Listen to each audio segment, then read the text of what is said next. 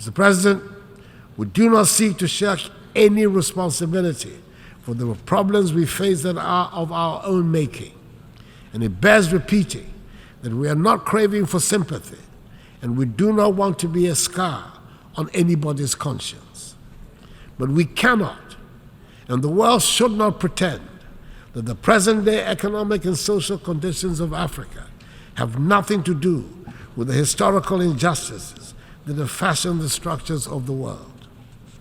It is time to acknowledge openly that much of Europe and the United States have been built from the vast wealth harvested from the sweat, tears, blood, and horrors of the transatlantic slave trade and the centuries of colonial exploitation.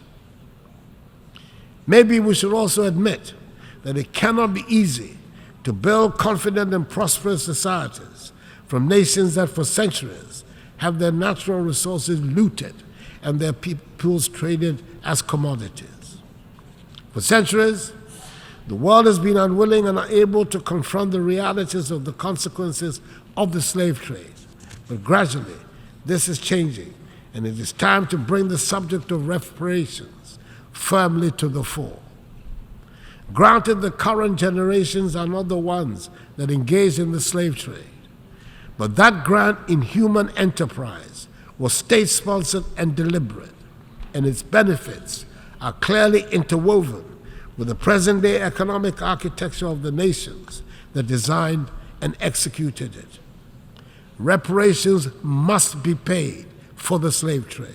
No amount of money will ever make up for the horrors, but it would make the point that evil was perpetrated, that millions of productive Africans were snatched from the embrace of our continent and put to work in the Americas and the Caribbean without compensation for their labor.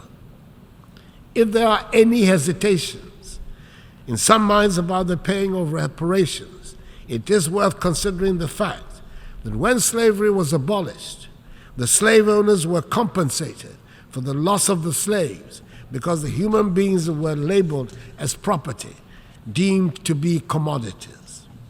Surely, this is a matter that the world must confront and can no longer ignore.